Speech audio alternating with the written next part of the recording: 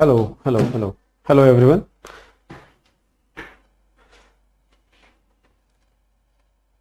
तो आज इन्वायरमेंट के कुछ टॉपिक्स रहते हैं।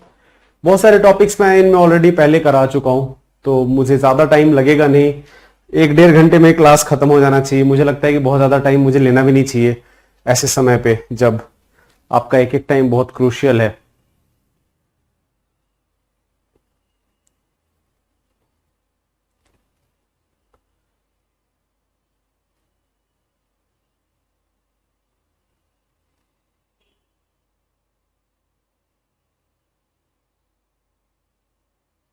चलो क्लास शुरू करते हैं बिना समय बर्बाद किए। सबसे पहले टॉपिक से शुरू करते हैं। थोड़े छोटे छोटे टॉपिक से, ज्यादा बड़ा टॉपिक कोई है नहीं एज सच। तो पहला टॉपिक है टिपिंग पॉइंट्स। अब देखो टिपिंग पॉइंट्स का कॉन्सेप्ट क्या है, समझ लो बस, खाली वही काम का है। टिपिंग पॉइंट्स एक हम टर्म यूज करते हैं जलवायु परिवर्तन से जो खतरा है उस खतरे से आगाह करने के लिए। इस टर्म को कुछ साइंटिस्ट्स ने कॉइन किया था बहुत पहले।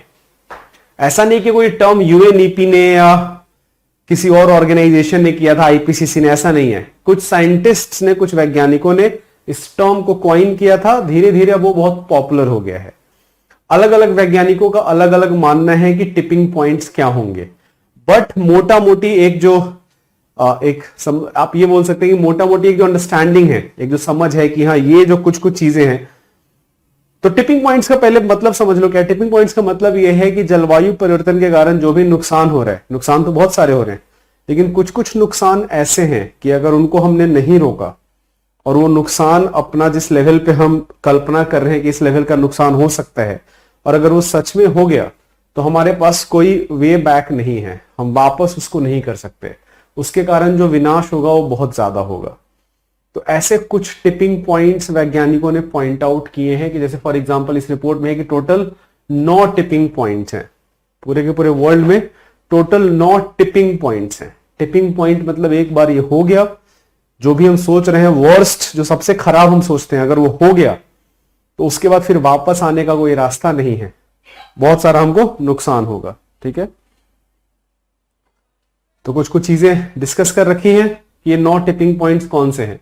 तो अमेजोन फॉरेस्ट ट्रॉपिकल फॉरेस्ट है, यहां पे काफी सारा कटाई चल रही है, सुखाड़ है यहाँ पे। एग्रीकल्चर के नाम पे यहाँ पे काफी सारा फॉरेस्ट को हटाया जा रहा है। बोरियल फॉरेस्ट में जो आग लगते रहते हैं। बोरियल फॉरेस्ट देखो, जो ध्रुवीय क्षेत्रों के जस्ट नीचे, ध्रुवीय क्षेत्रों में क्या होता है, टुंड्रा होता है, टुंड्रा फॉरेस्ट होता है। टुंड्रा फॉरेस्ट के नीचे फिर टाइगा है, राइट। तो जो बोरियल फॉरेस्ट है ये, यहां पे हमेशा आग लगते रहते हैं, कंटीले इनके पत्ते होते हैं। तो ये अगर हमने इसको कंट्रोल नहीं किया तो यहां पे क्या है, बहुत सारा कार्बन स्टोर्ड है। ये कार्बन अगर रिलीज होगा वायुमंडल में तो ग्रीन हाउस इफेक्ट को और ज्यादा बढ़ाएगा। ग्रीनलैंड का हिम चादर जो पिघल रहा है उसके कारण क्या होगा, समुद्र का जल स्तर बढ़ जाएगा। सेम कारण होगा अंटार्कटिका के हिम चादर पिघलने से, आर्कटिक के हिम चादर पिघलने से।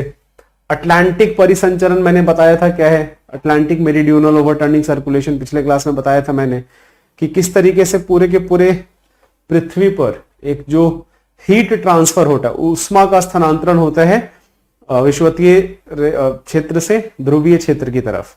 तो उसमें अटलांटिक परिसंचरण काफी महत्वपूर्ण भूमिका निभाता है, लेकिन ये धीरे धीरे मंद होते जा रहा है। तो जो हीट ट्रांसफर है वो ठीक से होगा नहीं, तो उसके कारण क्या होगा, जो एरिया गर्म है वो और गर्म होते जाएंगे और उसका नुकसान फिर पूरे के पूरे पृथ्वी पे पड़ेगा। प्रवाल भित्तियां नष्ट हो रही हैं, परमाफ्रॉस्ट पिघल रहे हैं। परमाफ्रॉस्ट जो है मैंने बताया था, पहला जो टॉप लेयर सॉइल का अगर 2 साल तक फ्रोजन हो तो उसको परमाफ्रॉस्ट बोलते हैं। तो परमाफ्रॉस्ट में काफी सारे गैसेस स्टोर्ड हैं, मीथेन, कार्बन डाइऑक्साइड। तो ये अगर पिघलेगा तो ये मीथेन, कार्बन डाइऑक्साइड रिलीज होके वायुमंडल में ग्रीन हाउस गैस प्रभाव को और बढ़ाएंगे। और अंटार्कटिका में भी हिमावरण की तीव्र क्षति हो रही है। तो ये सारे कुछ कुछ मेन टिपिंग पॉइंट्स हैं जो पूरे विश्व में देखा जा रहा है। तो ये है कि जैसे मान लो आर्कटिक पूरा पिघल गया, या यहाँ पे जो हिम चादर की जो तीव्र क्षति हो रही है इसको नहीं रोका गया, तो इन सब सारी चीजों के कारण जो नुकसान होगा वो बहुत भयंकर होगा, और जो नुकसान होगा उसको वापस करने का हमारे पास कोई उपाय नहीं होगा। तो आप प्रीलिम्स एग्जाम के लिए इसको ऐसे याद रख लीजिए कि जो टिपिंग पॉइंट जो टर्म है, ये टर्म जलवायु परिवर्तन के कॉन्टेक्स्ट में यूज किया जाता है कि कुछ कुछ घटनाएं जो हो रही हैं जलवायु परिवर्तन के कारण, अगर ये इसी तरीके से होते रहे तो आने वाले समय में जो नुकसान होगा वो बहुत ज्यादा खतरनाक होगा। फॉरेस्ट कार्बन क्रेडिट स्टाम्प, ये मैंने कार्बन क्रेडिट का कॉन्सेप्ट बहुत बताया होगा पास्ट में। चाइना ने शुरुआत करी है कि कंपनियों को, जो भी कंपनी मान लो कोई भी कंपनी हो, अपना कार्बन उत्सर्जन अगर वो कम करती है तो उनको एक गवर्नमेंट की तरफ से एक स्टाम्प मिलेगा। इस स्टाम्प को वो खरीद बेच सकते हैं किसी दूसरे कंपनी से, इस स्टाम्प को यूज कर सकते हैं लोन वगैरह लेने के लिए भी। तो एक तरीके का मार्केट मैकेनिज्म है कार्बन उत्सर्जन को कम करने के लिए। इसके बारे में हमने डिटेल में बहुत सारा डिस्कस किया हुआ है पास्ट में। आरबीआई ने एक network for grinning the financial system join किया है। एक लाइन में बस याद रख लेना, ये network for grinning the financial system का मतलब ये है कि जो फाइनेंशियल सिस्टम है, फाइनेंशियल सिस्टम जैसे सेंट्रल बैंक हो गए, बाकी के रेगुलेटर्स हो गए, इनका जो ग्रीन हाउस गैस पे प्रभाव पड़ता है, इसको कैसे कंट्रोल किया जाए। तो आरबीआई ने रिसेंटली इस कॉल्यूशन को ज्वाइन किया है। बस इससे ज्यादा और कुछ जानने की जरूरत नहीं है, ये कोई कॉल्यूशन इतना कुछ इंपॉर्टेंट नहीं है। केंद्रीय बैंकों और पर्यवेक्षकों का एक समूह है। मेन मकसद है कि वित्तीय क्षेत्रों से जो कार्बन इमिशन होता है उसको हमको कैसे कंट्रोल करना है। ये एक इंपॉर्टेंट कॉल्यूशन है जो याद रखिएगा, द लीफ कॉल्यूशन न्यूज में था, इसी साल के लिए इंपॉर्टेंट है, आगे इंपॉर्टेंट नहीं रहेगा। लीफ कॉल्यूशन एक कॉल्यूशन है अमेरिका का, यूके का और नॉर्वे का, और कुछ कुछ और कंपनीज जैसे कि अमेजॉन, नेस्ले वगैरह। तो ये कुछ कंट्रीज और कुछ कंपनीज, तो कौन सी कंट्रीज? अमेरिका, यूके और नॉर्वे, इन्होंने साथ में मिलकर एक कॉल्यूशन, एक गठबंधन बनाया है कि हम क्या करेंगे, जो उष्णकटिबंधीय क्षेत्र हैं वहां पे जो पेड़ हैं, जो ट्रॉपिकल फॉरेस्ट हैं, उन ट्रॉपिकल फॉरेस्ट के हम संरक्षण पे काम करेंगे। इसके लिए हम पैसे जुगाड़ रहे हैं, हम इन्वेस्ट करेंगे पैसे, ताकि यहाँ पे पेड़, एक तो पेड़ कटाई को हम रोकें और साथ साथ और ज्यादा पेड़ लगाने में हम मदद करें। तो इससे क्या होगा कि जो रेड प्लस प्रोग्राम है, रेड प्लस प्रोग्राम के मैंने बारे में पहले पास्ट में बता रखा है, इसमें मदद मिलेगी। ये $1 बिलियन राशि व्यवस्था करने का ये इनका गोल है कि $1 बिलियन राशि तक हम हम इन्वेस्ट करेंगे फॉरेस्ट वन कटाई को रोकने और इनफैक्ट वन कवर को बढ़ाने के लिए।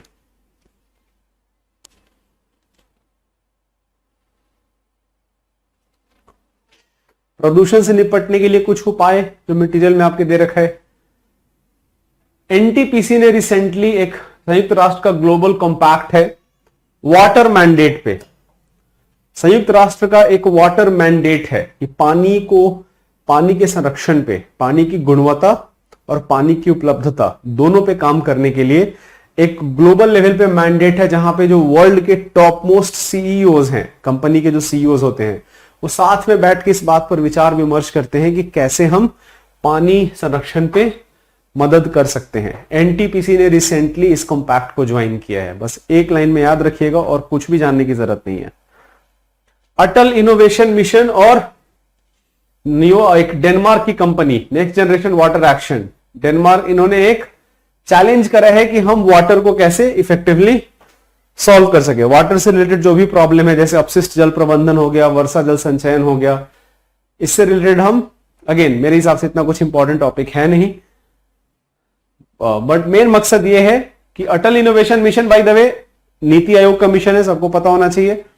ये इस ऑर्गेनाइजेशन इनोवेशन सेंटर डेनमार्क के साथ मिलके वाटर से रिलेटेड प्रॉब्लम्स को कैसे हम सॉल्व कर सकते हैं, इसको लेकर इन्होंने अपना एक चैलेंज की शुरुआत की है। अगला टॉपिक इंपॉर्टेंट है, ये इंपॉर्टेंट टॉपिक है प्रीलिम्स एग्जाम के लिए। एथेनॉल ब्लेंडिंग का टारगेट ये गवर्नमेंट ने प्रीपोन कर दिया है। टारगेट था 2030 तक, अब गवर्नमेंट ने बोल दिया है कि 2025 तक करना पड़ेगा। अब एथेनॉल होता क्या है? एथेनॉल होता है कि पेट्रोल जो हम यूज करते हैं उस पेट्रोल में कम से कम 20% एथेनॉल होना चाहिए। तो एथेनॉल जो है एक तरीके का बायोफ्यूल है। बायोफ्यूल की खूबी क्या होती है? हमने बड़े कम टाइम में बायोफ्यूल बनाते हैं हम। तो बायोफ्यूल जब जलता है तो उससे कार्बन डाइऑक्साइड इमिशन जो है उस पर फर्क नहीं पड़ेगा। ठीक है, पहली चीज। दूसरी चीज, भारत जैसे देश के लिए बायोफ्यूल बहुत महत्वपूर्ण है, क्योंकि हम क्या है, हम टोटली निर्भर हैं दूसरे देशों पे, टोटली नहीं, थोड़ा बहुत हम खुद से निकाल ही लेते हैं तेल, बट मैक्सिमम जो हमारा आयात है तेल का वो बाहर से आता है। तो भारत को अपना करंट अकाउंट डेफिसिट भी अगर इंप्रूव करना तो उसके लिए भी बायोफ्यूल बहुत जरूरी है। तो इसके कॉन्टेक्स्ट में गवर्नमेंट का टारगेट है कि पेट्रोल में 20% एथेनॉल, बायोडीजल 5% डीजल में, ये 2000 पहले टारगेट 2030 था, इस टारगेट को प्रीपोन करके 2025 कर दिया गया है, ये याद रखिएगा। 20% का टारगेट 2025 तक पूरा करना है, ये एक लाइन में पता होना चाहिए। बायोडीजल को लेके, बायोफ्यूल को लेके गवर्नमेंट का जो टारगेट है। गवर्नमेंट इस बात पे भी ऑटोमोबाइल कंपनीज के साथ बात कर रही है, एक ऐसी गाड़ी पे फ्लेक्स फ्यूल व्हीकल। अभी जैसे फॉर एग्जांपल आपने देखा होगा कुछ गाड़ियां जो सीएनजी पे चलती हैं, बट कुछ गाड़ियां ऐसी हैं जो सीएनजी पे भी चल जाती है, पेट्रोल पे भी चल जाती हैं।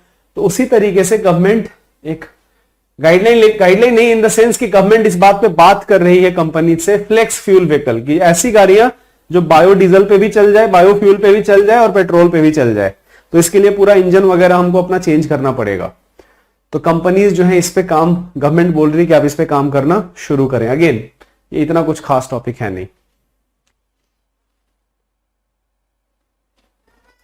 चलो कुछ कुछ स्पीसीज जो न्यूज में थे उनको जल्दी से कर लेते हैं। महसीर न्यूज में था, महसीर मछली है। पहले इसका स्टेटस, महसीर में भी बहुत टाइप के महसीर हैं। तो यहां पे मीन पक्ष वाली महसीर मछली, ये जो मीन पक्ष वाली महसीर मछली है, इसका पहले आईयूसीएन स्टेटस क्रिटिकली इंडेंजर्ड था, लेकिन इसके संरक्षण को लेकर काफी सारा काम हुआ है, जिसके कारण अब इसका स्टेटस है अब लीस्ट कंसर्न हो गया है। बस इसको याद रख लीजिएगा, ब्लू फिन्ड महसीर, नीले मीन पक्ष वाली महसीर मछली का स्टेटस क्रिटिकली इंडेंजर्ड से लीस्ट कंसर्न हो गया है। जो महसीर है इसको टाइगर फिश बोलते हैं बहुत बार, टाइगर की तरह दिखने के कारण। ये फ्रेश वाटर में मिलता है, ठीक है। और शेड्यूल 1 ये जो है वन्य जीव मछली पर, अच्छा जो शेड्यूल वन्य जीव संरक्षण अधिनियम में याद रख लीजिएगा, जो वाइल्ड लाइफ प्रोटेक्शन एक्ट है वो मछली को लेके अलग से कोई शेड्यूल है नहीं वहां पे। बाकी और देखो बहुत टाइप के महसीर है। गोल्डन महसीर है भारत में जो कि इंडेंजर्ड है, ब्लू फिन्ड महसीर देखा हमने, red finned mahseer, chocolate mahseer, orange या हम्बैक महसीर, इसका स्टेटस क्रिटिकली इंडेंजर्ड है। तो सारी महसीर मछली का कैटेगरी है, इसमें बस ये याद रख लीजिएगा। ब्लू फिन्ड महसीर जरूरी क्यों है न्यूज में याद रखना, क्रिटिकली इंडेंजर्ड से लीस्ट कंसर्न हुआ है। ये फ्रेश वाटर में पाई जाती हैं, इसको याद रखिएगा। फ्रेश वाटर में मिलती है मछली, नदियों में मिलती है। प्रोजेक्ट महसीर बहुत पहले एक शुरू किया था central institute of fisheries education ने, मेन मकसद था महसीर की संख्या को बढ़ाना। काफी सक्सेसफुल प्रोजेक्ट रहा है ये। अगेन कुछ खास नहीं है। भारीता लास्चस तपानी एक सरीसृप है जो बहुत पहले भारत में मिला था। इसके रिकॉर्ड्स मिले, फॉसिल रिकॉर्ड्स मिले हैं। इसमें बस एक ही चीज हमको याद रखना है, भारीता लास्चस तपानी ये मिला है आपका तेलंगाना में, गोदावरी प्रणहिता बेसिन में। तेलंगाना गोदावरी प्रणहिता बेसिन में मिला है। बहुत बड़ा सरीसृप था जो मिलियंस ईयर्स पहले, 250 मिलियन ईयर्स पहले एग्जिस्ट करता था, भारत में एग्जिस्ट करता था। इनफैक्ट एक सरीसृप था बहुत बड़ा। कहां पे करता था भारत में? तेलंगाना प्रणहिता गोदावरी बेसिन में। बस इतना याद रखना है, इसके अलावा और कुछ भी याद नहीं रखना हमको। अगला स्पीसीज बहुत इंपॉर्टेंट है, हुलक गिबॉन। ये बहुत इंपॉर्टेंट स्पीसीज है, इसके बारे में पता होना चाहिए। ये भारत में इकलौता मिलने वाला कपी है। गिबॉन स्पीसीज जो है भारत में, जो एप से इकलौता एप, भारत में एप नहीं मिलते, बंदर मिलते हैं बट एप नहीं मिलते। ये इकलौता एप स्पीसीज, जिसको कपी बोलते हैं हिंदी में, ये इकलौता एप स्पीसीज भारत में मिलता है। और कहां पे मिलता है? नॉर्थ ईस्ट में मिलता है, इसको भी याद रख लेना। अरुणाचल प्रदेश और असम में पाए जाते हैं, यह भी याद रख लेना, बहुत जरूरी है। भारत का इकलौता कपी जो कि नॉर्थ ईस्टर्न रीजन में और वो भी अरुणाचल प्रदेश और असम में मिलता है। इसका आईयूसीएन स्टेटस इंडेंजर्ड है। ये तीन चीजें हमको याद रखना बहुत जरूरी है, बहुत इंपॉर्टेंट स्पीसीज है, इसके बारे में पता होना चाहिए। ब्लैक बक, ब्लैक बक देखो, आपको याद हो सलमान खान एक हिरन के शिकार में जो पड़े थे, ये ब्लैक बक है। ये बहुत सारे राज्यों का राज्य पशु है, आंध्र प्रदेश, हरियाणा, पंजाब, इन सबका राज्य पशु है। शेड्यूल 1 में आता है, लेकिन आईयूसीएन स्टेटस इसका लीस्ट कंसर्न है।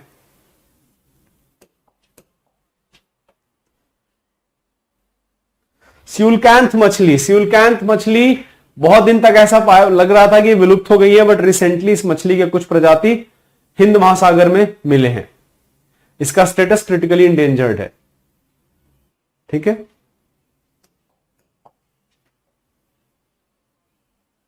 कुछ कुछ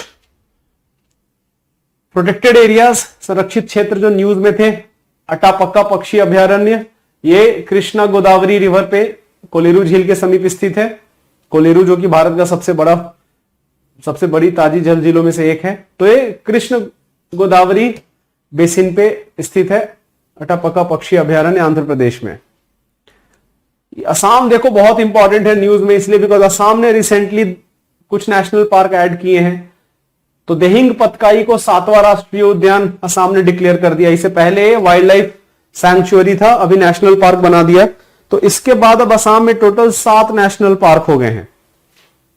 ठीक है, राइमोना, मानस, नामेई, ओरांग, काजीरंगा, दिब्रू साइखोवा, देहिंग पतकाई, इन दोनों को गवर्नमेंट ने रिसेंटली ऐड किया है अभी।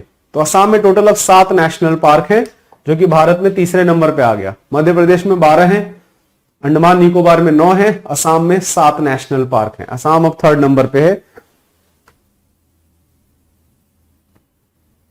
बनी ग्रासलैंड ये गुजरात में मिलता है, भुज क्षेत्र में। सबसे इंपॉर्टेंट चीज इसका जो हमको बस याद रख लेना है कि यह समुद्र से व्युत्पन्न हुआ है, ये ओशन से इसकी उत्पत्ति हुई है।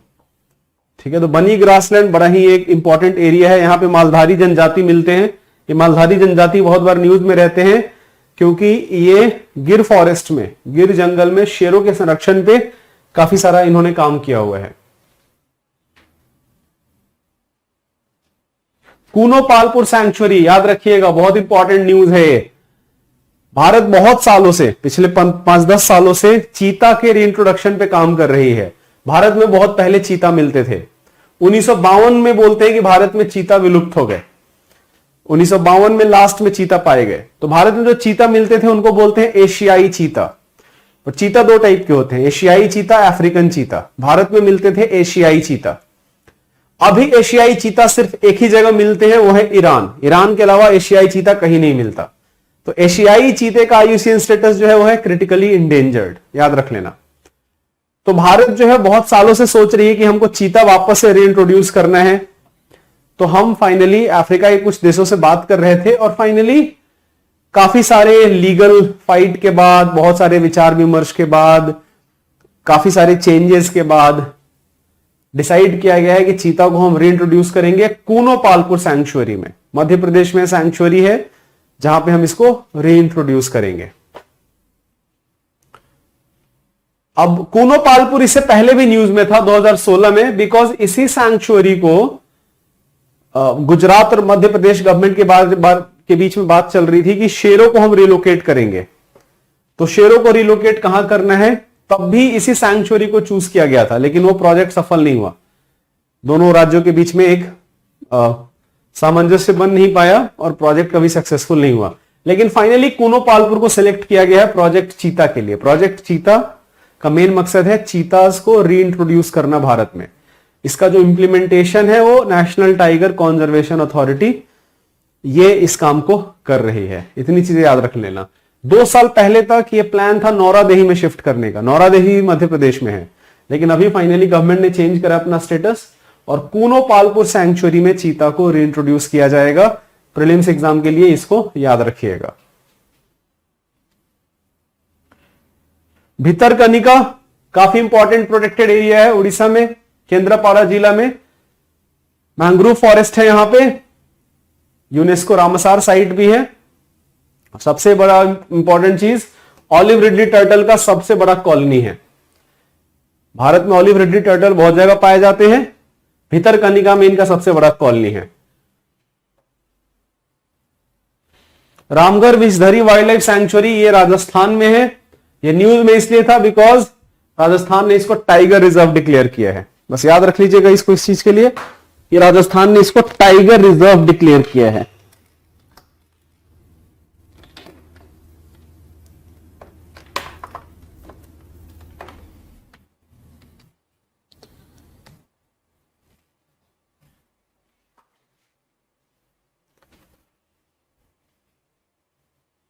भारत का ये 52वां टाइगर रिजर्व होगा। और तमिलनाडु ने भी एक नया टाइगर रिजर्व डिक्लेयर किया है, अन्नामलाई टाइगर रिजर्व, जो पालघाट के दक्षिणी भाग में स्थित है। इसको भी याद रख लेना।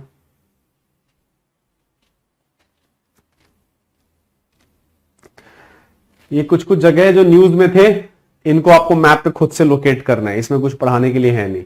ये बस मैप देखते रहना बार बार, हर एग्जाम से लेके अभी से लेके एग्जाम तक हर 2 दिन पे एक बार मैप देख लेना कि कौन कौन से जगह जो न्यूज में थे और किस कारण से न्यूज में थे। तो अगर क्वेश्चन आएगा तो ज्योग्राफी पे क्वेश्चन आएगा।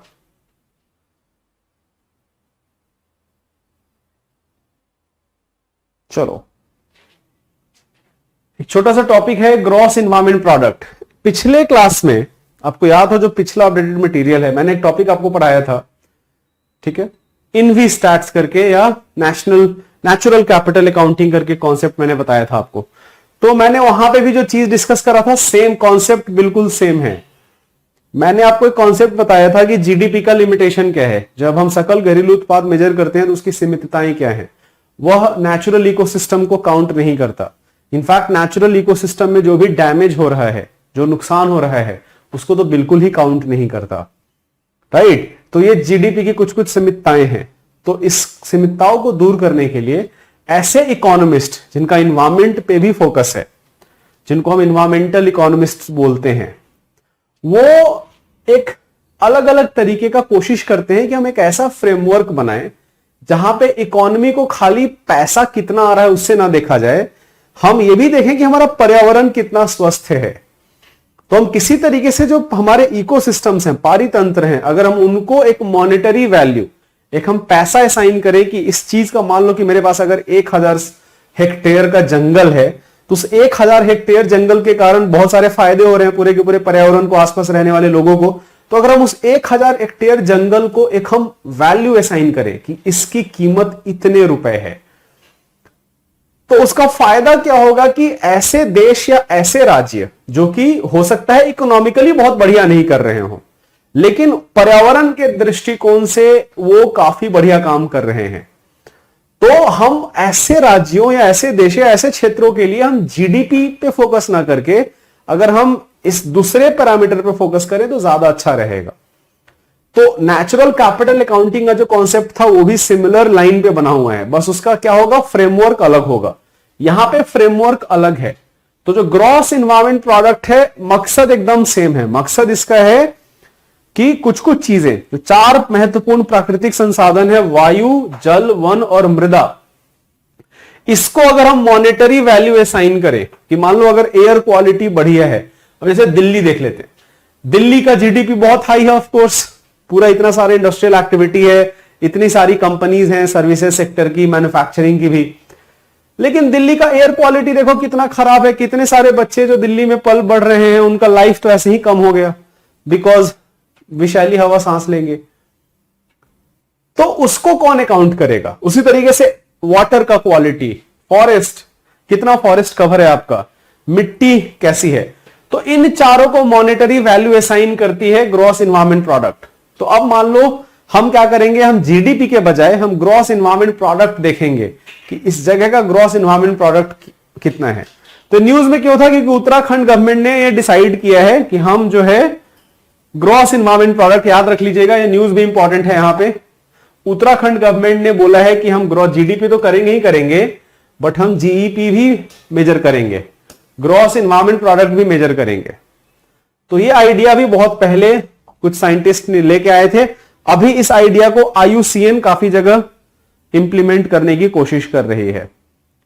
हाँ, बाकी ये सब चीजें मैंने बता रखी हैं आपको, system of environmental and economic accounts. तो ये जो है यूनाइटेड नेशन अप्रूव्ड है, ये जो है system of environmental and economic accounts, जिसके अंतर्गत नेचुरल कैपिटल अकाउंटिंग चल रहा है, ये यूनाइटेड नेशंस का फ्रेमवर्क है। यूनाइटेड नेशन स्टैटिस्टिक्स डिवीजन जो है उनका फ्रेमवर्क है। जो ग्रॉस इन्वायरमेंट प्रोडक्ट का कॉन्सेप्ट है, यूनाइटेड नेशन ने डेवलप नहीं किया है, ये कुछ एनजीओ जैसे उसमें आईयूसीएन हो गया, आईयूसीएन काफी इंपॉर्टेंट रोल निभा रही है जीईपी को, ग्रॉस इन्वायरमेंट प्रोडक्ट को प्रसिद्ध बनाने के लिए। Ecosystem restoration. तो देखो ये इंपॉर्टेंट न्यूज है काफी। 2021 से 2030 तक ये जो दशक है, इस दशक को यूएनईपी ने, यूनाइटेड नेशंस ने, संयुक्त राष्ट्र संघ ने डिक्लेयर किया है कि हम पारितंत्र का पुनर्स्थापन करेंगे।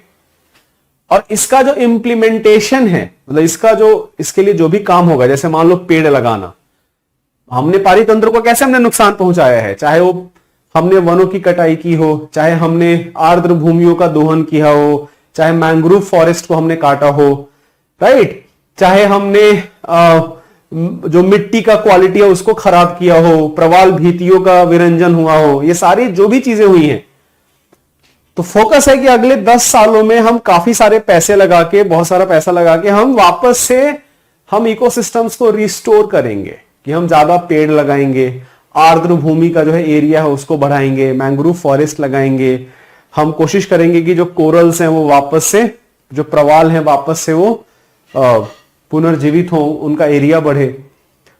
तो ये इंप्लीमेंट, यूनाइटेड नेशन इस पे काम कर रही है, और इसको जो इंप्लीमेंट करेगी वो करेगी यूएनईपी और फाओ। ये याद रख लेना, यूएनईपी और फाओ इस पे काम करेंगे। तो इसी के अंतर्गत यूएनईपी ने रिपोर्ट भी अभी रिलीज किया है, ecosystem restoration for people, nature and climate. तो इकोसिस्टम रिस्टोरेशन वर्ड जो है इसको याद रख लेना, ये यूएनईपी और फाओ का प्रोजेक्ट है, ये प्रीलिम्स के लिए जरूरी है, इसको याद रख लेना।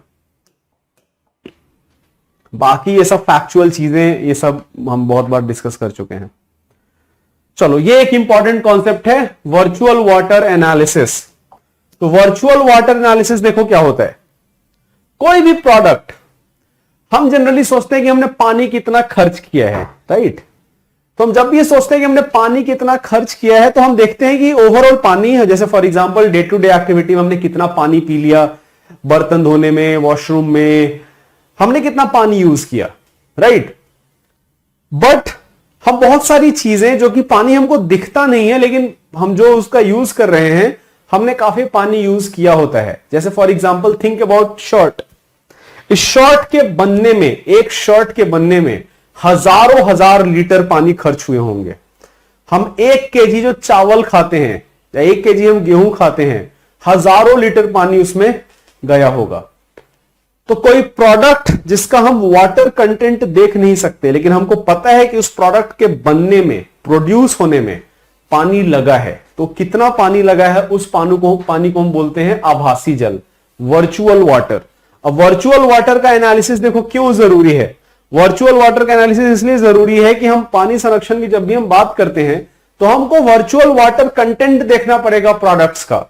हमको ऐसे प्रोडक्ट्स पे फोकस करना पड़ेगा जिसका वर्चुअल वाटर कंटेंट कम हो। जैसे फॉर एग्जांपल भारत के लिए सोच लो, भारत में जैसे धान और गेहूं की आइडियली खेती कम होनी चाहिए, बिकॉज धान और गेहूं बहुत ज्यादा पानी लेते हैं। तो हम किसी और फसल पे हम इनफैक्ट फोकस करें, ताकि हम वाटर कंजर्वेशन पे हम सच में हम कुछ काम कर पाए, राइट। तो ये कॉन्सेप्ट होता है वर्चुअल वाटर का। अब ये न्यूज में इसलिए था बिकॉज आईआईटी गुवाहाटी ने बेसिकली बोला है कि बेहतर जल प्रबंधन के लिए हमको वर्चुअल वाटर एनालिसिस पे काम करना पड़ेगा। तो ये कोई नया कॉन्सेप्ट नहीं है, कॉन्सेप्ट बहुत पुराना है, लेकिन प्रॉब्लम यह है कि वर्चुअल वाटर कंटेंट को आप कैसे स्टैंडर्डाइज करोगे वैश्विक स्तर पे या इनफैक्ट इंडियन स्तर पे ही। जैसे फॉर एग्जांपल पानी का वैल्यू नॉर्थ इंडिया में कुछ अलग है, साउथ इंडिया में कुछ अलग है। तो अगर आप वर्चुअल वाटर कंटेंट पे फोकस करोगे तो कैसे इसका एक मानक दंड बनाओगे, इसको लेके काफी ज्यादा चुनौतियां हैं। लोगों को कैसे आप एक्सेप्ट करवाओगे ये चीज, लोग इस चीज को एक्सेप्ट नहीं करेंगे, राइट। तो बट वर्चुअल वाटर एक इंपॉर्टेंट कॉन्सेप्ट है। अब इससे रिलेटेड एक और कॉन्सेप्ट जो पता होना चाहिए वो है आपका वाटर फुटप्रिंट। ये क्या है? Water footprint. तो वाटर फुटप्रिंट देखो क्या होता है। वाटर फुटप्रिंट, वर्चुअल वाटर हम किसी प्रोडक्ट के लिए यूज करते हैं।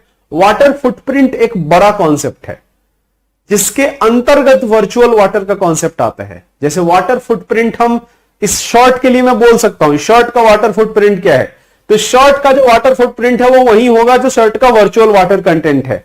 लेकिन वाटर फुटप्रिंट हम किसी क्षेत्र के लिए भी बोल सकते हैं। जैसे मान लो दिल्ली का वाटर फुटप्रिंट कितना है या भारत का वाटर फुटप्रिंट कितना है, मतलब हम कितना पानी यूज करते हैं सब चीजों में मिला के, तो वर्चुअल वाटर उसका एक एस्पेक्ट होगा, बट वर्चुअल वाटर के अलावा और भी बहुत सारी चीजें होंगी जो कि वाटर फुटप्रिंट के अंतर्गत आएंगी। तो वाटर फुटप्रिंट एक बड़ा कॉन्सेप्ट है, वर्चुअल वाटर उसका एक पार्ट है।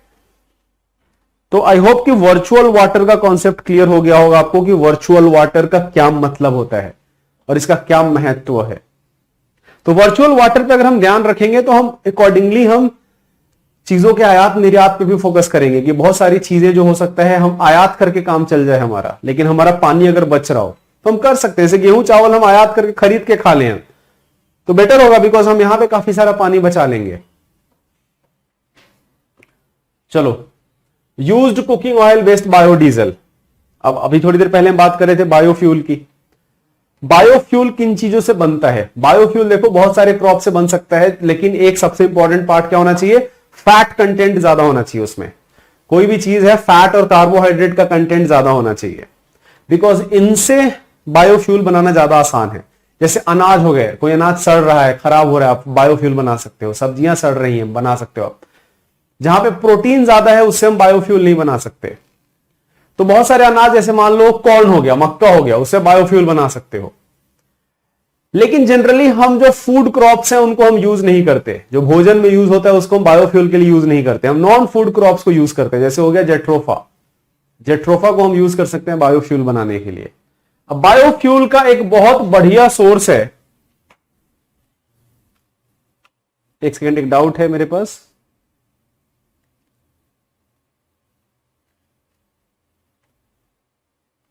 ये थोड़ी देर पहले किसी का डाउट है, रोहित का शायद डाउट है, पूछ रहे हैं कि जीडीपी और जीईपी का क्या डिफरेंस है। मैं इतनी देर से थोड़ी देर पहले क्या बता रहा था मैं? जीडीपी में हम सिर्फ फाइनल गुड्स का जो वैल्यू है वो देखते हैं। जैसे फॉर एग्जांपल एक एग्जांपल से समझ लो। मान लो कि केमिकल इंडस्ट्री लगाया हमने, उस केमिकल इंडस्ट्री का कुछ आउटपुट होगा। केमिकल इंडस्ट्री का जो भी आउटपुट होगा वो आउटपुट हम कैलकुलेट करेंगे जीडीपी के कैलकुलेशन में।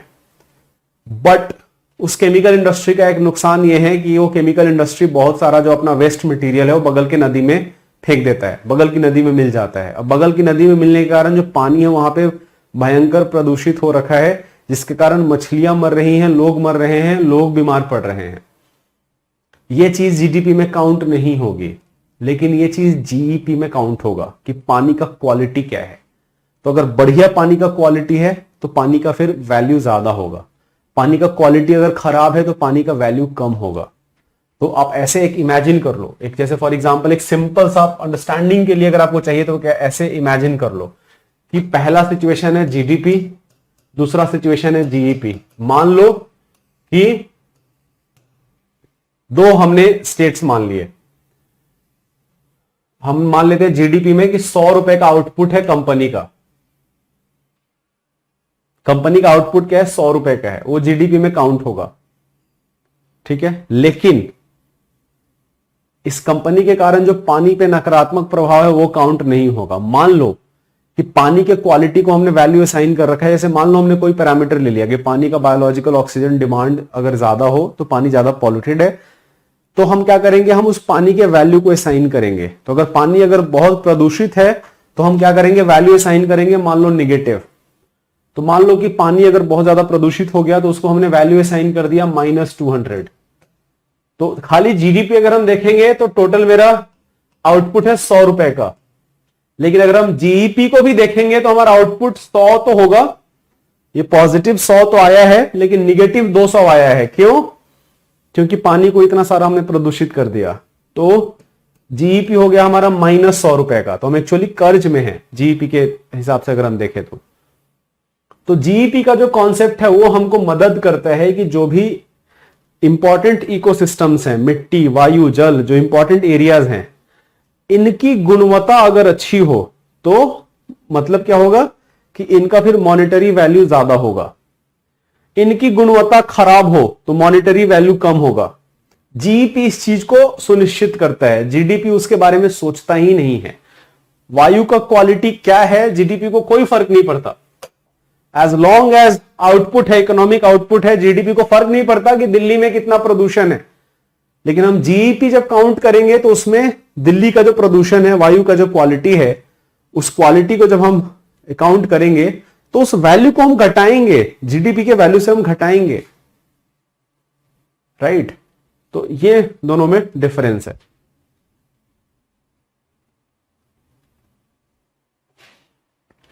सोनिया बोल रही पूछ रही है कि इतने सारे स्पीसीज का आईयूसीएन स्टेटस कैसे याद रखा जाए। जो स्पीसीज क्रिटिकली इंडेंजर्ड हैं उन पे फोकस करो, सबसे ज्यादा इंडेंजर्ड और क्रिटिकली इंडेंजर्ड है खाली उन पे फोकस करो। और उसके अलावा जो भी स्पीसीज न्यूज में है और इंडेंजर्ड, क्रिटिकली इंडेंजर्ड या शेड्यूल 1 में है उन पे फोकस करो, बाकी स्पीसीज के बारे में सोचने की जरूरत नहीं है। तो मैंने क्या बताया, मैंने आपको बोला सिर्फ 2 लिस्ट पढ़ने को, एक वो स्पीसीज जो इंडेंजर्ड और क्रिटिकली इंडेंजर्ड है उन पे पढ़ना है, और दूसरे स्पीसीज वो स्पीसीज जो कि इंडेंजर्ड, क्रिटिकली इंडेंजर्ड हो या ना हो, लेकिन अगर वो शेड्यूल 1 में है तो उनको पढ़ना है। ये 2 लिस्ट पढ़ो, मोर देन सफिशिएंट है। बाकी बहुत सारे स्पीसीज न्यूज में रहते हैं, इतना हमको ध्यान नहीं देना। चलो वापस आ जाते हैं बायोडीजल पे। तो बायोडीजल हम बनाएंगे किस चीज से, हम इस पे बात कर रहे थे। तो हमने बोला कि हम मक्का से भी बना सकते हैं, सड़ी हुई जो सड़े हो या अनाज है उनसे भी बायोडीजल बना सकते हैं, ठीक है।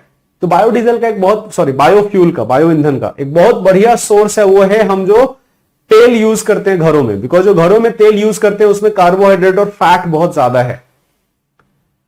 अब जनरली होता क्या है कि एक तेल को आपको बहुत बार यूज नहीं करना चाहिए, और भारत में खूब सारा लोग तला हुआ चीज खाते हैं, राइट। हम लोग पूड़ी तलते हैं, बहुत सारी फ्राइड चीज खाते हैं। तो घरों में तो चलो फिर भी एक तेल को 1 बार या 2 बार यूज करेंगे। बाहर जाओगे आप, जैसे बाहर मान लो आपने जाके आपको खाना है चाट पापड़ी या आपको छोले भटूरे खाने हैं, तो जो भटूरे जब वो तले जाएंगे वो एक ही तेल को पूरे दिन भर चलाया जाएगा। प्रॉब्लम ये होता है कि एक तेल को अगर आप जितनी बार यूज करोगे, गर्म करोगे, तो एक कॉन्सेप्ट होता है जिसको हम बोलते हैं टोटल पोलर कंपाउंड। याद रख लेना इस टर्म को, टोटल पोलर कंपाउंड। ये टोटल पोलर कंपाउंड का वैल्यू है, ये बढ़ जाएगा तेल में, और जितना ज्यादा टोटल पोलर कंपाउंड होगा तेल उतना ही विषाक्त होगा, वो खाने लायक नहीं होगा। तो इसलिए तेल हमको हमेशा बदलते रहना चाहिए। तो ऐसे किसी भी सड़क पे जो चीजें मिलती हैं या कोई भी दुकान जो एक ही तेल को दिन भर यूज कर रहा हो, तो उससे थोड़ा दूर रहो, या अगर उस वहां पे जाके खाना हो तो सबसे पहले पहुंच के खा लो, और होप करो कि वो कल का तेल यूज नहीं कर रहा हो। तो अब होता क्या है कि जो तेल मान लो बच गया, तो उस तेल को क्या करते हैं, नाले में जाके फेंक देते हैं। वो क्या होगा, नाले में भी जाम कर देगा वो, राइट। तो उसका बेस्ट सॉल्यूशन ये है विन विन सिचुएशन, कि यहां पे क्या है, स्वास्थ्य भी खराब हो रहा है प्लस ऊपर से और भी परेशानियां हैं ये बार बार तेल यूज करने के कारण। तो विन विन सिचुएशन क्या है कि इस तेल को अगर हम किसी तरीके से कलेक्ट करें तो उस तेल को हम यूज करके बायोफ्यूल बना सकते हैं।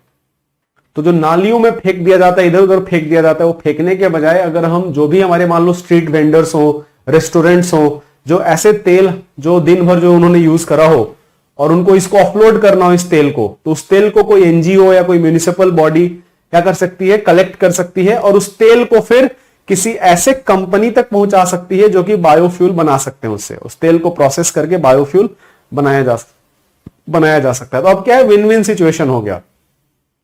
जो तेल ऐसे बर्बाद होता, स्वास्थ्य पे भी हानिकारक होता, उस तेल का यूज करके अब हम बायोफ्यूल हमने बना लिया। उस बायोफ्यूल को हम यूज करके गाड़ियां चला सकते हैं, ठीक है।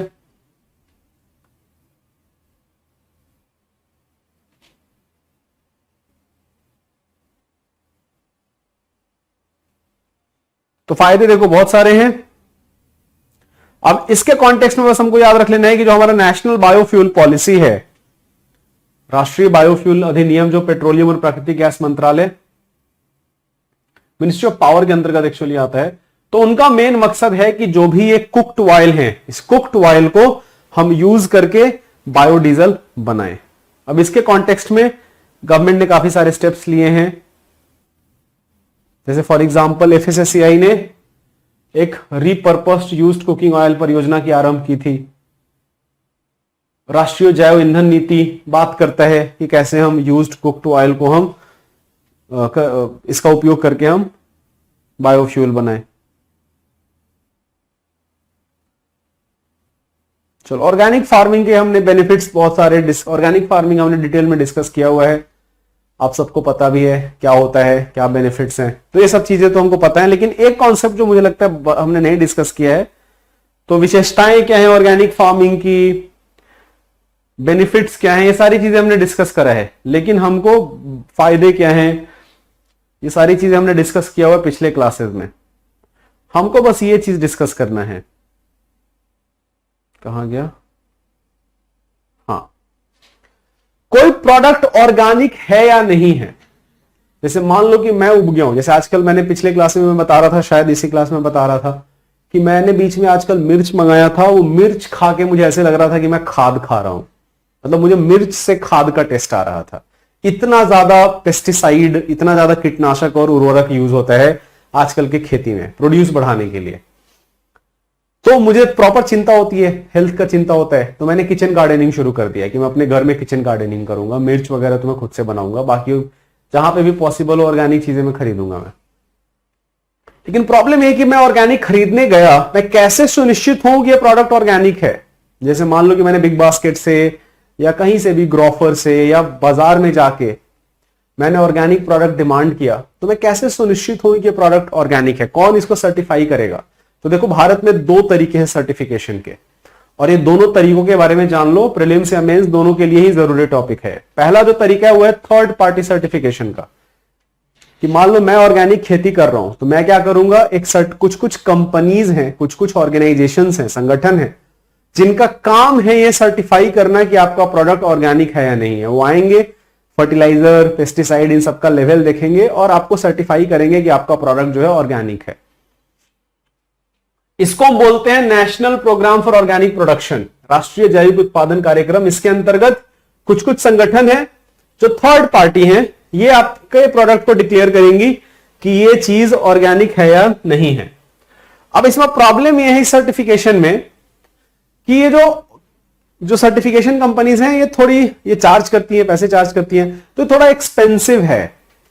तो ये बड़े फार्मर्स या बड़े लेवल पे अगर फार्मिंग हो रहा हो तो उनके लिए तो ये काफी आसान है। लेकिन जो छोटे लेवल पे फार्मर्स हैं, छोटे फार्मर्स भारत में बहुत सारे हैं, उनके लिए ये जो प्रोग्राम है national programme for organic production, ये बहुत लाभकारी नहीं है, बिकॉज ये उतने पैसे नहीं दे पाएंगे सर्टिफिकेशन के लिए।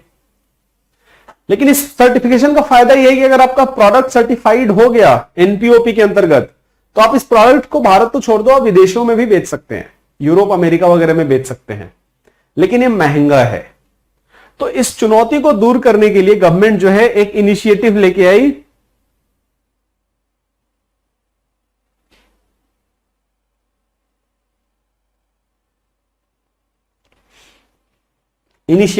आई, इन चुनौतियों से दूर करने के लिए, जिसका नाम है participatory guarantee system for India, भारतीय सहभागिता प्रत्याभूति प्रणाली। अब पार्टिसिपेटरी गारंटी सिस्टम में थर्ड पार्टी की जरूरत नहीं है।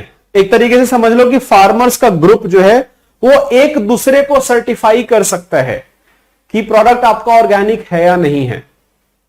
तो इसका बेनिफिट है कि मुझे थर्ड पार्टी पे डिपेंडेंट होने की जरूरत नहीं है। अगर कोई भी मान लो ऑर्गेनिक एक नहीं हुआ, तो ये एक तरीके से बोलते हैं ना कि एक म्यूचुअल अकाउंटेबिलिटी, कि अगर बहुत सारे लोग आपस में एक दूसरे पे अकाउंटेबल हो तो किसी बाहर से किसी को आके सर्टिफाई करने की जरूरत नहीं है। लेकिन इसका एक नुकसान भी है कि सब लोग आपस में मिलकर रजामंदी कर लेंगे, भैया हम सब कोई ऑर्गेनिक छोड़ो, हम खाली सर्टिफिकेशन दे देंगे, पैसा ज्यादा कमाएंगे, तो गलत है, राइट।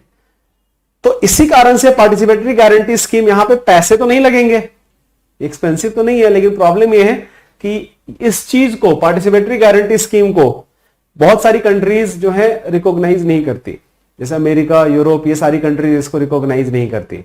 भारत में आप बेच सकते हैं लेकिन बाहर नहीं बेच सकते हैं प्रोडक्ट्स, मतलब स्पेशली कुछ देशों में आप नहीं बेच सकते हैं। फायदा यह है कि थर्ड पार्टी सर्टिफिकेशन की जरूरत नहीं है, आप आराम से कम पैसे में यूज कर सकते हैं। रुपेंद्र कुमार पूछ रहे हैं मेजोफाइट्स, जेरोफाइट्स, हाइग्रोफाइट्स, फेरोफाइट्स, अगर लास्ट मोमेंट पे आपको ये सब चीजें, कोई नहीं आएगा एग्जाम में, आएगा तो मेरे से क्वेश्चन करना ऐसी चीजें लास्ट मोमेंट पे क्यों पढ़ते हो?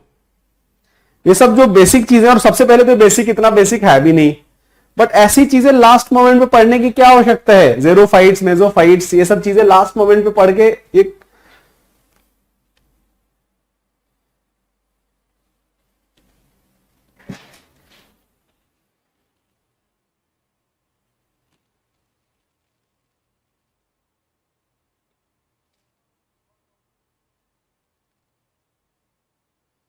देखो ज़ेरोफाइट्स तो ठीक है, ज़ेरोफाइट्स आई नो, ज़ेरोफाइट्स ऐसे प्लांट्स होते हैं जो बहुत कम वाटर में सरवाइव कर जाएं, ठीक है। ज़ेरोफाइट्स ऐसे प्लांट्स होते हैं बहुत कम वाटर में सरवाइव कर जाएं। मेसोफाइट्स क्या है मुझे देखना पड़ेगा, मुझे भी देखना पड़ेगा फ्रैंकली।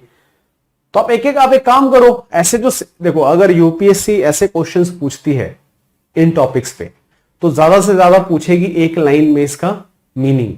तो एक लाइन में मीनिंग जाकर आप गूगल कर सकते हैं। तो ज़ेरोफाइट्स मैंने पढ़ा हुआ है, विजन टेस्ट सीरीज में कुछ भी पूछ लेते हैं। ज़ेरोफाइट्स मैंने पढ़ा हुआ है बिकॉज ज़ेरोफाइट्स काफी कॉमन चीज है। मेसोफाइट्स और हाइग्रोफाइट्स क्या है एक बार देख लो। अब विजन टेस्ट सीरीज में पता नहीं, अब ठीक है, अब क्या ही बोलूं मैं।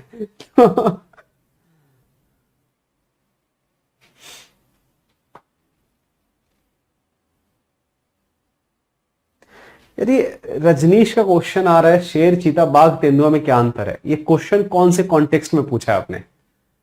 मतलब आपके क्वेश्चन का कॉन्टेक्स्ट क्या है? मतलब शेर, चीता, बाघ, अगर ऐसे क्वेश्चन अगर आप पूछ रहे हो तो आप इस क्वेश्चन को यूपीएससी पर्सपेक्टिव से सोचोगे ना। आपने पिछले 10-15 साल के क्वेश्चन देखे हैं, तो अगर आपने पिछले 10-15 साल के क्वेश्चन देखे हैं तो आपको लगता है कि यूपीएससी इस क्वेश्चन को किस तरीके से पूछेगी। सबसे पहले तो चारों अलग स्पीसीज हैं, लेकिन चारों का जीनस सेम है, चारों का जीनस सेम है, बट स्पीसीज चारों अलग अलग है। तो सबसे इंपॉर्टेंट अंतर तो यही है कि जीनस सेम है लेकिन चारों अलग अलग स्पीसीज हैं। अब बाकी शेर के क्या गुण हैं, बाघ के क्या गुण हैं, चीता ऐसे सबसे तेज दौड़ता है, शुष्क क्षेत्रों में रहता है, बाघ अकेले रहता है। अब ये सब चीजें जो है, अगर आप फॉरेस्ट में आप बहुत इंटरेस्ट हो, आपने कुछ इंटरेस्ट डेवलप कर रखा है किसी चीजों में, तो इन चीजों के बारे में डिटेल में पढ़ो। बाकी ये डिटेल में जाना क्यों है, ये कहां पे क्वेश्चन पूछा गया है रजनीश, ये बताएंगे आपने क्वेश्चन किस कॉन्टेक्स्ट में क्यों पूछा है। मुझे बस ये बताओ कि शेर, चीता, बाघ, तेंदुआ में क्या अंतर है। ये अगर आपको लास्ट मोमेंट पे अगर आपको कोई ऐसे क्वेश्चन पढ़ने पे मजबूर कर रहा है, किसी तरीके से आप पढ़ रहे हैं, तो आप गलत रास्ते पे जा रहे हैं। मुझे प्लीज जानना है कि ये आपने कहां पे पढ़ा है। आई होप कि विजन टेस्ट सीरीज का क्वेश्चन नहीं है।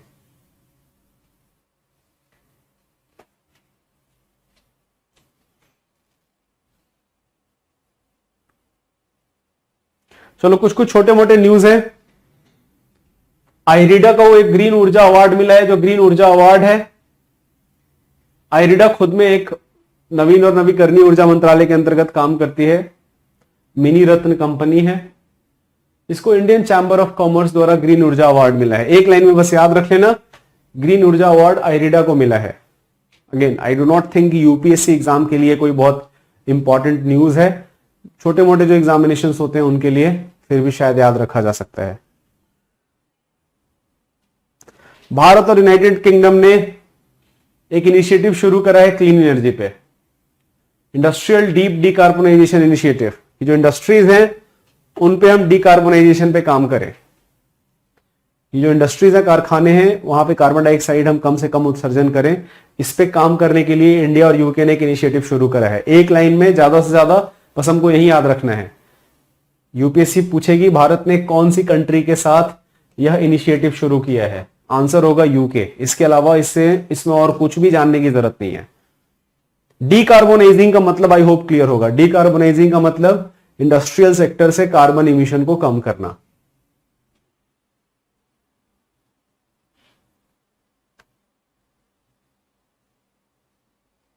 चलो ज्योग्राफी के कुछ कुछ टॉपिक्स हैं, एक दो। आई एम नॉट श्योर कि इस टॉपिक को इतना डिटेल में क्यों कवर किया गया है।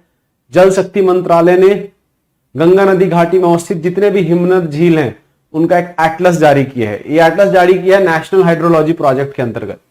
तो मेरे हिसाब से इसमें बस खाली आपको जो जानना चाहिए, जो कि एक बेसिक टॉपिक है, यूपीएससी पूछ सकती है इस प्रोजेक्ट के बारे में कि नेशनल हाइड्रोलॉजी प्रोजेक्ट क्या है। बाकी हिमनद झील क्या होते हैं ज्योग्राफी में आपने पढ़ा होगा।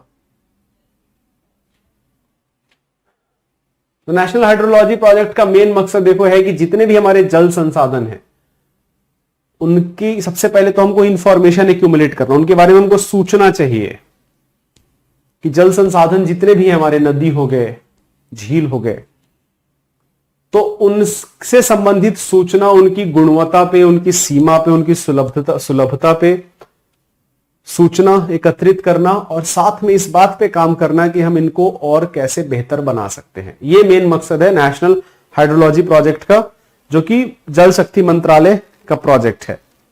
इसरो जो है, इसको लेके इसरो ने काफी सारा स्टडी करा हुआ है रिमोट सेंसिंग सैटेलाइट्स को यूज करके। ये मैंने स्पेस टेक्नोलॉजी में काफी डिटेल में पढ़ाया था। बाकी रिवर, गंगा रिवर बेसिन में कौन सी सब बेसिन हैं, कहां पे, ये सब चीजें ज्योग्राफी की चीजें हैं जो हम वेरी श्योर आपने पढ़ रखा होगा।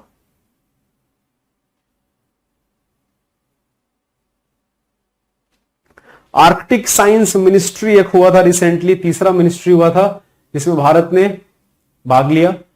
तो भारत जो है आर्कटिक, अच्छा Arctic bye the way climate के लिए बहुत जरूरी है, इतना तो कोई इसमें कोई डाउट नहीं होना चाहिए। भारत इस आर्कटिक काउंसिल का पर्यवेक्षक दर्जा प्राप्त है, मेन सदस्य नहीं है। तो सदस्य तो वही है जो सिर्फ आर्कटिक से बाउंड्री शेयर करते हैं, जैसे Canada, Denmark, Finland, Russia, America, Iceland, Norway और स्वीडन। ये कंट्री जिसके मेंबर कंट्रीज हैं, तो इनको रटने की जरूरत नहीं है। ये बस आपको मैप पे देखना है कि आर्कटिक से कौन कौन सी कंट्रीज शेयर करता है।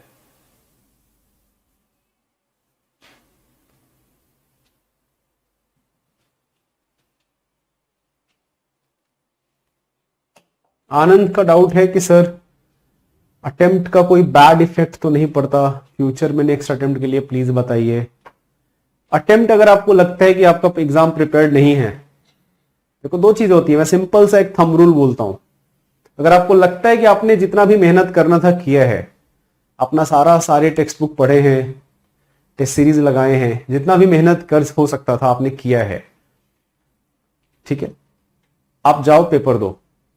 आपके मन में डाउट है कि नहीं मेरा तो मेंस बहुत सारा बाकी है, कहां से हो पाएगा रिवीजन, प्रीलिम्स में भी ये बहुत सारे टॉपिक्स हैं जो मैंने नहीं करे हैं, मन में ऐसे अगर बहुत सारा डाउट है, मत लो अटेम्प्ट। भले 6 अटेम्प्ट है लेकिन फिर भी अटेम्प्ट अपना बर्बाद मत करो, ठीक है। बिकॉज जैसे ही 1 या 2 अटेम्प्ट होगा, बिना मतलब के प्रेशर में आ जाओगे, और वो जो प्रेशर में आने वाला सिचुएशन होता है वो बहुत खराब होता है, राइट। तो बिना मतलब का एंजाइटी होगा, फ्रस्ट्रेशन होगा।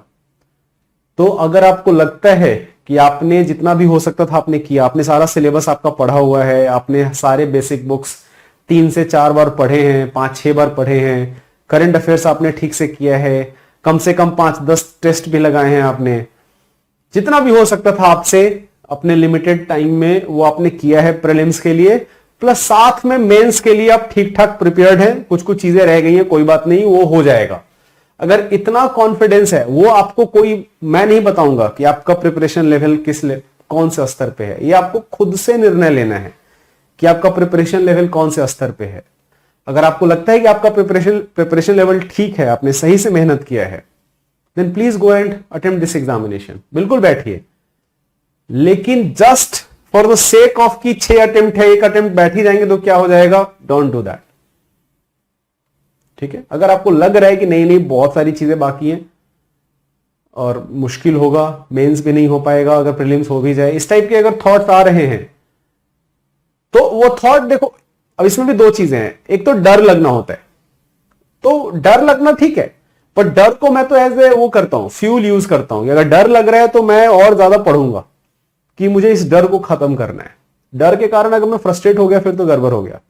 तो मैं डर के आगे जीत है, राइट। सो वो वाली जो चीज है उसको याद रखो। तो डर को तो मैं एज अ फ्यूल यूज करता हूं कि डर मेरे लिए एक ईंधन है जो मुझे और ज्यादा प्रेरित करेगा कि मुझे और पढ़ना है, राइट। लेकिन तो डर लगना अगर इन जनरल है एग्जाम से कि थोड़ा बहुत एंजाइटी हो रहा है, दैट इज टोटली अंडरस्टैंडेबल, वो बिल्कुल समझ सकते हैं। लेकिन अगर डर इसलिए लग रहा है बिकॉज सिलेबस ही नहीं हुआ है, तो फिर सोचने की जरूरत है, अटेम्प्ट बर्बाद करने की कोई जरूरत नहीं है। तो मेरे हिसाब से अटेम्प्ट अगर आपको लगता है कि नहीं हुआ है प्रिपरेशन पूरा, तो आप आराम से रेस्ट ले सकते हो 1 साल।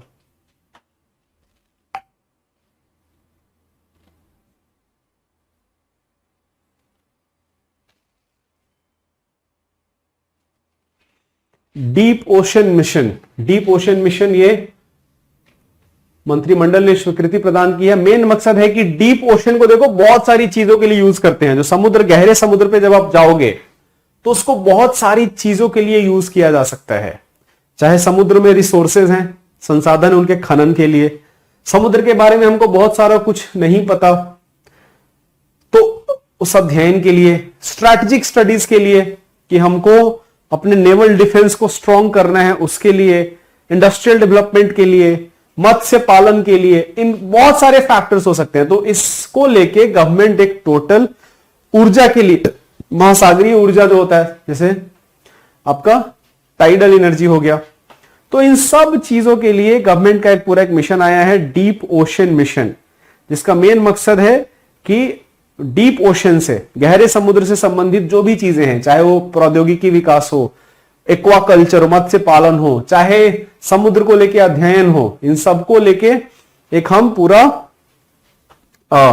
मिशन मोड में हम इस डीप ओशन मिशन पे काम करने जा रहे हैं। तो इसके अंतर्गत देखो बहुत सारे प्रोजेक्ट्स लिए जाएंगे। इस पूरे मिशन के अंतर्गत बहुत सारी चीजें की जाएंगी। हम एक पनडुब्बी विकसित करेंगे जो 6 किलोमीटर अंदर तक जा सकता है खनन के लिए। हम जैव विविधता पे काम करेंगे, सर्वेक्षण अन्वेषण पे काम करेंगे। तो बहुत सारे स्टेप्स लिए जाएंगे इन चीजों के लिए।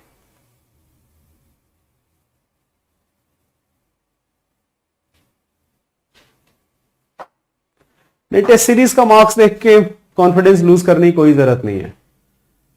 सोनिया पूछ रही है कि टेस्ट सीरीज का मार्क्स देख के कॉन्फिडेंस लूज करने की कोई जरूरत नहीं है। टेस्ट सीरीज और यूपीएससी अलग अलग है। टेस्ट सीरीज जो है उसको आप एज अपना ये मत देखो कि आप कितने बढ़िया कैंडिडेट हो। टेस्ट सीरीज तो मैं हमेशा बोलता हूं स्टूडेंट्स को कि टेस्ट सीरीज को ऐसे लेना चाहिए कि कहीं कहीं पे नॉलेज गैप जो रह गया है उस नॉलेज गैप को हमको पूरा करना है। तो टेस्ट सीरीज को मैं अपने कैपेसिटी को मेजर करने के लिए कभी भी यूज नहीं करता। टेस्ट सीरीज को मैं यूज करता हूं स्टडी मटेरियल की तरह। ये मेरे लिए एक स्टडी मटेरियल है। जो भी चीजें छूट गई थी, जहां पे डाउट अभी भी रह गया है, इन डाउट को मैं टेस्ट सीरीज से यूज करूंगा। तो आपके अगर ठीक ठाक नंबर आ रहे हैं, 75-80 से ऊपर नंबर आ रहे हैं, बहुत है। ठीक है, ऐसा है कि 50-60 नंबर आ रहे हैं लगातार एकदम, तो फिर मैं बोलूंगा कि चिंता का विषय है। बट 80 से नंबर अगर आपके ऊपर आ रहे हैं, मान लो 100 भले नहीं आ रहे हो, बट 80 से ऊपर अगर आप स्कोर कर रहे हो टेस्ट सीरीज में, मेरे लिए वो ठीक है, वो मार्क्स ठीक है। तो टेस्ट सीरीज को देख के कॉन्फिडेंस लूज करने की जरूरत नहीं है।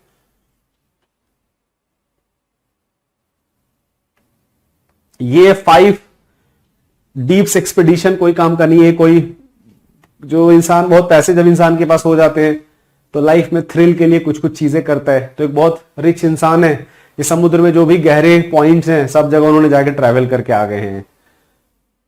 अगेन काम का नहीं है।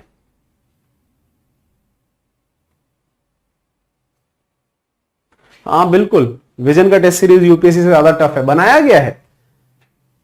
विजन का टेस्ट सीरीज यूपीएससी से ज्यादा टफ है, उसको जानबूझ के बनाया भी गया है कि आपको आदत रहे थोड़ा टफ पेपर लगाने की। और आपका जो भी स्टडी मटेरियल, जो भी आपको नहीं मिल पाया कहीं से इंफॉर्मेशन, वो आप टेस्ट सीरीज से इंफॉर्मेशन लीजिए आप।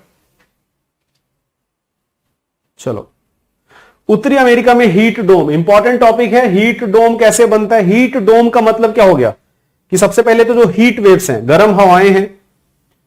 और डोम का मतलब क्या होता है? डोम का मतलब होता है कि एक तरीके का एक समझ लो एक रूम जैसा बंद हो गया, कि इससे गर्म हवाएं इस डोम से बाहर नहीं निकल पा रही, राइट। तो ये हीट डोम उत्तरी अमेरिका के बहुत सारे शहरों में बन गया था, जिसके कारण हो ये रहा था कि जो भी हीट वेव्स हैं और जो गर्म हवाओं के साथ होगा, ये गर्म हवाओं के साथ होगा ये कि गर्म हवाएं जब बाकी हवाओं के साथ आएंगी और ज्यादा कोलाइड होगा और काइनेटिक एनर्जी बहुत ज्यादा कोलिजन होगा, तो उसके कारण और ऊष्मा की उत्पत्ति होगी और जल्दी जल्दी गर्म होते चले जाएंगे। तो हीट डोम डेवलप क्यों हुआ था? हीट डोम डेवलप हुआ था लानीनिया कंडीशन के कारण। लानीनिया क्या होता है? अल नीनियो का एग्जैक्ट ऑपोजिट होता है। जब पूर्वी प्रशांत में जल ठंडा रहता है, पश्चिमी प्रशांत में गर्म रहता है, और इसके कारण जो पवन निर्माण होगा वो गर्म होंगी, गर्म हवाएं बनेंगी, और ये गर्म हवाएं जो है वो जेट स्ट्रीम से इंटरैक्ट करेंगी, लेकिन वो उसको क्रॉस नहीं कर पाएंगी। तो जेट स्ट्रीम से इंटरैक्ट करके वापस वो धरती पे, मतलब जो क्षोभ मंडल है उसके अंतर्गत ये घूमती रहेंगी। अब जितने टाइम तक घूमेंगी उतनी ज्यादा और गर्म होती जाएंगी। क्यों? क्योंकि हवाओं, जो गर्म हवाओं का ये अणु है वो बाकी अणुओं से टकराएंगे, टकराने के कारण और ज्यादा ऊष्मा उत्पन्न करेंगे। तो जितना टाइम बिताएंगे उतना ज्यादा ये और ज्यादा गर्म होते रहेंगे। तो ये रिसेंटली देखा गया था और इसका डायरेक्ट रिलेशनशिप जो है वो लानीनिया से है। इसको याद रख लीजिएगा प्रीलिम्स एग्जाम के लिए। ये हीट डोम क्यों बना था? लानीनिया के कारण, सबसे पहली चीज। और जो जेट स्ट्रीम है, जनरली गर्म पवनें जेट स्ट्रीम में समाविष्ट हो जाती हैं, लेकिन यहां पे जेट स्ट्रीम जो है जेट स्ट्रीम से इंटरेक्शन के कारण ये वापस से क्षोभ मंडल पे इंटर कर रही थी, जिसके कारण ये और ज्यादा गर्म होती जा रही थी। टर्बिडिटी करंट, टर्बिडिटी करंट तब होता है जब समुद्र में अचानक से काफी सारा, जिस तरीके से हिमस्खलन होता है, भूस्खलन होता है, पहाड़ों में देखा होगा आपने, एक साथ खूब सारा मटेरियल ऊपर से नीचे गिरेगा ग्रेविटी के कारण। उसी तरीके से समुद्र में या बहुत बड़ी, कभी कभी झीलों में भी, बहुत बड़े बड़े झीलों में भी या नदियों में भी होता यह है कि बहुत सारा डिपॉजिट जमा हो रखा है नदी में। नदी का भी जो रिलीफ है, ऐसा तो है नहीं कि पूरा का पूरा फ्लैट है या समुद्र का पूरा फ्लैट है, वहां पे भी ऊपर नीचे है। अब मान लो कि बहुत सारा डिपॉजिट ऊपर हो रखा हो और अचानक से कोई इवेंट आ जाए, जैसे मान लो थोड़ा सा भूकंप आ गया, इस टाइप की कुछ चीज होगी, तो ये जो भी डिपॉजिट ऊपर हो रखा है वो क्या होगा? नीचे गिरेगा। तो जब ये नदी में, गहरे नदी में या समुद्र में जब ऐसी चीजें होती हैं तो उसको बोलते हैं टर्बिडिटी करंट। रिसेंटली कॉन्गो नदी में हुआ है विशाल अवधाव, इसको अवलांच बोलते हैं। तो जब अवलांच नदी के अंदर हो या समुद्र के अंदर हो तो उसको बोलते हैं टर्बिडिटी करंट। ठीक है।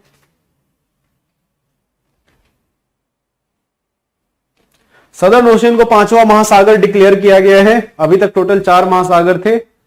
नेशनल जियोग्राफिक सोसाइटी, ये खुद में एक स्वतंत्र संगठन है। ये जो नेशनल जियोग्राफिक सोसाइटी है खुद में एक स्वतंत्र संगठन है। इन्होंने दक्षिणी महासागर को दुनिया के 5वें महासागर के रूप में मान्यता दी है। अभी तक जो 4 महासागर थे, प्रशांत महासागर, हिंद महासागर, अटलांटिक और आर्कटिक, इसके अलावा जो अंटार्कटिक के जस्ट बगल में जो सदर्न ओशन है, सदर्न ओशन को 5वें महासागर का दर्जा दिया गया है। बस ये हमको याद रख लेना है मैप पे।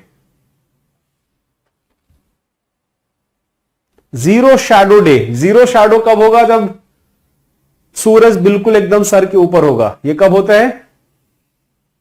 बहुत दुर्लभ खगोलीय घटना है जहां पे 2 बार होती है। सूर्य ककर रेखा और मध्य रेखा बिल्कुल उच्चतम बिंदु पे हो, आपका जो छाया है वो जीरो कुछ भी लेंथ नहीं बनेगा।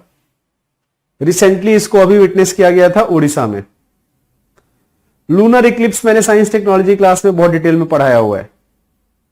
समर सॉल्स्टिस, ये भी आपको पता ही होगा। समर सॉल्स्टिस जिसको बोलते हैं ग्रीष्म अयनांत, हिंदी में बोलते हैं इसको। समर सॉल्स्टिस तब होता है जब सूरज अगेन 21 जून के आसपास होगा उत्तरी गोलार्ध में। चूंकि हमारा अर्थ जो है, अर्थ का एक्सिस इंक्लाइंड है। अर्थ का एक्सिस ऐसे नहीं है, अर्थ इंक्लाइंड एक्सिस पे घूमती है। इस इंक्लाइंड एक्सिस पे घूमने के कारण, इस अक्षांश के कारण जून में कर्क रेखा में होगा ये कि यहां पे सब, इस पूरे के पूरे उत्तरी हेमिस्फेयर में सबसे ज्यादा सनलाइट पड़ेगा सबसे लंबे टाइम तक। तो यहां पे सबसे बड़ा दिन होगा 21 जून के आसपास। सेम चीज अगर आप दिसंबर में चले जाओ, सॉरी समर सॉल्स्टिस यहां पे, सॉरी ये तो हम इक्विनॉक्स की बात करें। इक्विनॉक्स में दोनों पे सेम पड़ेगा, उत्तरी और दक्षिणी हेमिस्फीयर पे, चाहे उत्तरी गोलार्ध हो दक्षिणी गोलार्ध हो, सेम सनलाइट पड़ेगा। तो उसके कारण क्या होगा? दिन और रात सेम होगा, राइट। बट यहां पे क्या होगा? समर सॉल्स्टिस के टाइम पे दिन सबसे ज्यादा बड़ा होगा उत्तरी गोलार्ध में, और उत्तरी गोलार्ध में यहां पे रात सबसे ज्यादा बड़ा होगा विंटर सॉल्स्टिस में। और इसका मेन कारण क्या है? मेन कारण है धरती जो है अपने एक्सिस पे, टिल्टेड एक्सिस पे रोटेट करती है। प्रोटेक्टेड प्लैनेट रिपोर्ट, सिर्फ एक ही चीज हमको याद रख लेना है कि इसको यूएनईपी ने रिलीज किया था आईयूसीएन के साथ मिलके और नेशनल जियोग्राफिक सोसाइटी के साथ मिलके। UNEP, IUCN, national geographic society ने संरक्षित ग्रह रिपोर्ट रिलीज किया था। बस इससे ज्यादा और कुछ भी जानने की जरूरत नहीं है इस पूरे टॉपिक में। वैश्विक इलेक्ट्रिक वाहन, अगेन एक लाइन में, इसको रिलीज किया था इंटरनेशनल एनर्जी एजेंसी ने। अगेन इसके अलावा और कुछ नहीं जानना हमको। Global electric vehicle outlook, world energy investment report, इसको भी आईईए ने रिलीज किया था। और state of finance for nature report, इसको वर्ल्ड इकोनॉमिक फोरम ने और इकोनॉमिक्स ऑफ लैंड डिग्रेडेशन ने रिलीज किया था। Global assessment report on disaster risk reduction, इसको यूएनडीआर ने रिलीज किया था, संयुक्त राष्ट्र आपदा जोखिम न्यूनीकरण कार्यालय। ऐसे रिपोर्ट के फाइंडिंग्स हमको रटने की कोई जरूरत नहीं है, प्रीलिम्स एग्जाम में ये सब नहीं आएगा। रिपोर्ट पढ़ो किसने रिलीज किया है, बस ये बिल्कुल फैक्चुअल चीजें हैं, इसमें कुछ भी कोई कॉन्सेप्ट है नहीं। That's it, we are done with this updated material. जैसा कि मैंने बताया बहुत ज्यादा टाइम लगना भी नहीं था, तो अपडेटेड मटेरियल हमारा हो गया है। एक आपका क्लास और होगा, अपडेटेड मटेरियल एक और आया है इनफैक्ट, उसका हिंदी ट्रांसलेशन हो सकता है कि मेरी क्लास है सैटरडे संडे को, इसी वीक क्लास है मेरी, एक और अपडेटेड मटेरियल जो आया है, लेकिन शायद हो सकता है उसका हिंदी ट्रांसलेशन क्लास तक ना मिले। आपको मिल जाएगा लेकिन क्लास तक हो सकता है कि शायद उपलब्ध ना हो, तो नहीं भी होगा तब भी कोई बात नहीं। मैं आपको इंग्लिश वाले मटेरियल से ही आपको मैं मेन चीजें बताऊंगा, मेन बिंदु बताऊंगा कि क्या है, किन चीजों पे हमको फोकस करना है प्रीलिम्स एग्जाम के लिए। तो एक क्लास में हम और मिलेंगे, तब तक कुछ भी नया कुछ पढ़ने की जरूरत नहीं है, फालतू की चीजें पढ़ना बंद करो। जो चीजें पढ़ रखी हैं उन्हीं चीजों को वापस से बार बार रिवाइज करो। ये नया जो लास्ट मोमेंट पे लगता है कि ये भी पढ़ लेते हैं, please don't do that, please don't do that. जो चीजें पढ़ रखी हैं उन्हीं चीजों को बार बार पढ़ो, उनको रिटेन करो। टेस्ट सीरीज जो लगाया है उसको दोबारा से जाके देखो कि कहां पे गलतियां करी थी, जो गलती उन पे फोकस करो, ठीक है। आपकी प्रोबेबिलिटी एग्जाम निकालने की ज्यादा होगी ऐसे करोगे तो। चलो गाइस, ऑल द बेस्ट, अच्छे से मन लगा के पढ़िए खूब।